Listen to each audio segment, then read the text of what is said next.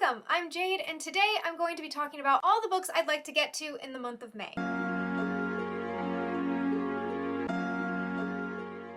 I am going to be participating in the Asian Readathon. This is hosted by with Cindy. She's done it for years, and I am so looking forward to getting back into readathons. I wanted to pick one that I was familiar with, one that I really have enjoyed in the past, and the Asian Readathon came up, and I just felt the need to not hold back. I just wanted to go with this readathon full force, and I'm feeling really good about it. So let's first get into what the Asian Readathon is. Cindy's video will be linked down below with all of the information, as well as a storygraph spreadsheet. Just everything you would need to know is obviously coming from the host. I'll be a little more brief with my prompts, but I also hope that this steers you towards the Asian Readathon if you hadn't heard of it previously, or reminds you that it's happening maybe a little earlier than you intended to remember it. Yes, I am filming and posting this video a bit early. We still have like 2 weeks left in April, but the other 2 videos I had are not ready to go out. I have 2 vlogs that I'm working on. I'm also in the middle of reading my current TBR, so just there wasn't a lot of content to be had, but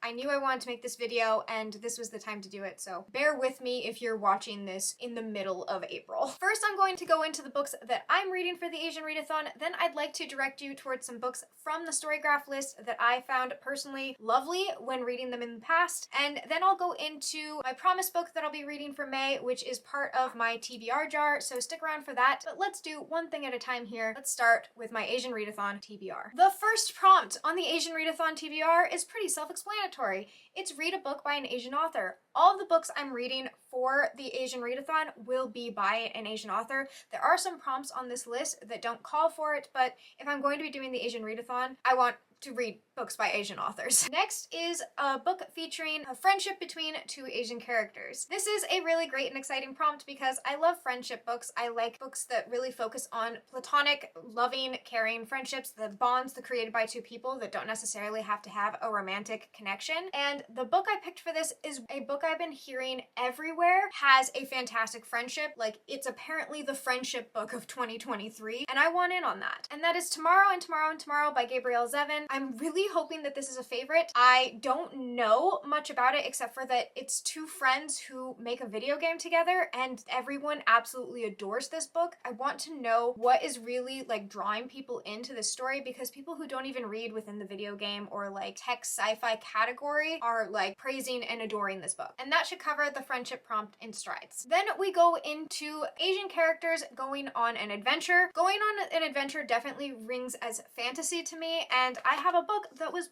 previously on my TBR for this month, but because I own it physically, it got bumped down. I give my Libby books a priority as they are a certain amount of time, and sometimes I have to wait a really long time in order to read a book. But Amelie Wen Zhao has Song of Silver, Flame Like Night, and I really want to read this. I wanted to read it this month. I will read it next month. It covers the adventure prompt, and it's actually the only book I currently have on my list that covers this prompt. There's a little bit of high pressure to get through this book because I kind of need to in order to not fail the Asian Readathon. I have, in my last video, gone over just how gorgeous this book is, as well as its larger synopsis. What I remember from the synopsis and how I will be going into this book is knowing it is a magical realm, a magical world that has been colonized, and there is one character who is trying to find clues and answers to what happened to her kingdom, while another character is some sort of magician or sorcerer. They come in contact at some point in the book with a demon, and they're trying to liberate their land. That's enough for me. It sounds like an adventure. Then we have the prompt of self-discovery or self-identity. I am a character-driven reader. I really enjoy characters trying to find themselves. Going really in-depth and deep into characters is important to me in books, so I'm kind of actually hoping all of the books on my list fall into this category. Like, it's kind of not going to be a 5-star if there's not a little bit of self-discovery involved. A book that wasn't listed on the Storygraph as having this is A Very Secret Society of Irregular Witches. This is by Songu Mandana, and I honestly am putting it into this category because I really want to read this book. It falls into other categories, and the fact that it wasn't on the self-discovery list means I'm kind of double dog daring it to not have self-discovery as part of its overall themes or the story. I've heard that this is cozy fantasy. So many people that I have similar reading taste to or strongly respect their reading taste have loved this book, so I'm not always a witchy person. Well, actually I'm a very witchy person, but that's why I don't often do witchy reads. I think that sometimes they can be a little trite or cringe or frustrating as someone who's raised with witchcraft, so I'm hoping it's none of those things. I'm hoping it's the cozy fantasy that I've been promised. Then finally, we have Asian characters that are either a hot mess, famous, or eccentric. This is based off of a movie that with Cindy based all of these prompts off of and the characters that are within it. I love all three of these archetypes as characters. Again, hoping for this being in multiple categories. However, I have The Last Tale of the Flower Bride by Roshani Chokski following this prompt because I understand from the plot that a woman who is like super alluring and mysterious marries a man, and she only has one rule, is that he can't go back into her past. But then they travel to like a family home and things start to be uncovered and she turns out to be quite a different person. Things begin to unravel. That sounds like hot mess energy to me. I also think it's incredibly eccentric to decide not to share anything about your past with your partner. Also sounds like it has pretty strong self-discovery vibes. Again, fitting that in case the secret society of irregular witches really lets me down. Some of the books I can personally talk about and recommend you that I found on the list, as well as just off the top of my head, are Six Crimson Cranes. Six Crimson Cranes has friendships, going on an adventure, self-discovery, and definitely, in my opinion, has eccentric and hot mess characters, as well as the main character being a princess, which I consider famous. So if you're looking for one book to read during this entire readathon, Six Crimson Cranes falls into that category, as well as Daughter of the Moon Goddess. Daughter of the Moon Goddess also has lovely friendships, girl going on an adventure. In this case, she is trying to save her mother, who is the moon goddess who's trapped on the moon. Fast-paced, it's beautiful. Also has a lot about self-discovery and finding out who you are. And I would say the moon goddess is fairly famous, as well as having a lot of royalty involved anyway, so another one that fits into all the categories. Night of the Raven, Dawn of the Dove, which I understand that this is not a pretty cover, however this is, and that's the final cover that you will get now. This is an ARC that I won in a giveaway. This is by Roddy Marotra. I recently had a wrap-up in which I mentioned this book. I will list it up above. This book definitely has friendship, leaning more towards found family, and going on an adventure. This has huge self-discovery vibes. While I wouldn't necessarily put this in the hot mess or eccentric or famous category, I do think that it would be a fun, somewhat quick read during a readathon, and I would recommend it. We Hunt the Flame by Hafsa Faisal is one of my favorite books of all time. This book will forever be on my shelves. It also has fantastic friendships, a stunning adventure, a lovely romance, which isn't even part of this readathon, self-discovery, and plenty of hot mess eccentric characters to help you along the way. Books that I don't have physically but would still recommend is Dragon Pearl. This is a middle grade by Yoonha Lee. Because it's a middle grade, there's always a little bit of self-discovery happening. I personally think that this character was a hot mess. It's part of why it got a lower rating for me, but I think that the right kind of chaotic person will have a lot of fun with this one. It's a really sweet middle grade, and it does have friendships and plenty of adventure. In the friendship category, I would be remiss to not mention, of course, Babel by R.F. Kuang. It's a recent release. It's taken over BookTube. It's one of the best books I've read all year, and will continue to probably be one of the best books I read all year. Hi, editing Jade here because my camera died, and then I thought I was recording more of Babel, but unfortunately the footage didn't keep. Friendships, of course, are a really big part of Babel, but also self-discovery is an immense part of this, and there is a lot of hot mess and eccentric moments and characters. Like, it's throughout. If you want to read Babel for this readathon, I highly recommend it. The only thing I would not say it covers really is an adventure, but you could definitely make it work if you want to read Babel for this readathon. Just remember that it's a chunker and it will take a lot of your time. You know,